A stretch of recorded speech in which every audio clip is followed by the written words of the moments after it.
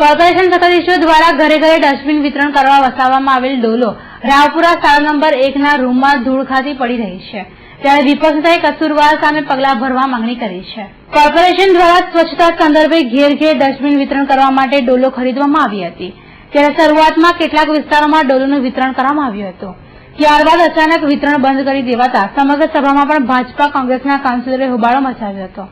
જોકે આજે પણ કોર્પોરેશન શાસકોએ ખરીદેલ મોટી સંખ્યામાં ડોલો રાવપુરા શાળા નંબર 1ના રૂમમાં ખરાબ થઈ રહી છે, ત્યારે વિપક્ષના ચંદ્રકાંત ભટ્ટુએ ડોલો મૂકી રાખનાર અધિકારી કર્મચારી સામે પગલાં ભરવા માંગણી કરી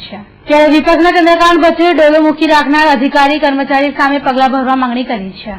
પહેલા તો આ સેન્ટ્રલ ગવર્મેન્ટની યોજના હતી, ઘરે ઘરે ડોલો આપવાની. બેશરમ કર્મચારીઓ જે લોકોને કંઈ કામ કરવું નથી, સ્ટોરોની અંદર આ ડોલો ભરી રાખી છે.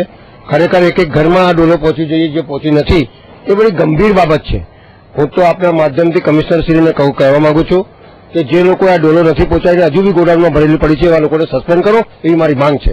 નેક્સ્ટ સભાની અંદર આની ચર્ચા થશે અને એવું હશે તો ઠરાવ દરખાસ્ત મૂકીશું આના માટે, અને જે અધિકારીઓ કામ નથી કરતા એમના માટે પણ પગલાં ભરવાનું કમિશનરશ્રીને દબાણ કરીશું.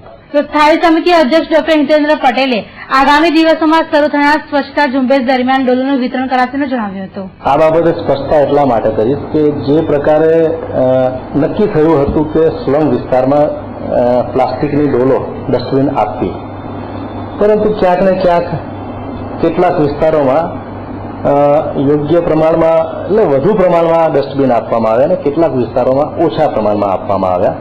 એની માહિતી મારી પાસે એકત્રિત કરેલ છે અને આવનાર સમયમાં મહાત્મા ગાંધી સ્વચ્છતા અભિયાનમાં આ બધા જ વિસ્તારોને આવરી લેવાની અમારી તૈયારી છે.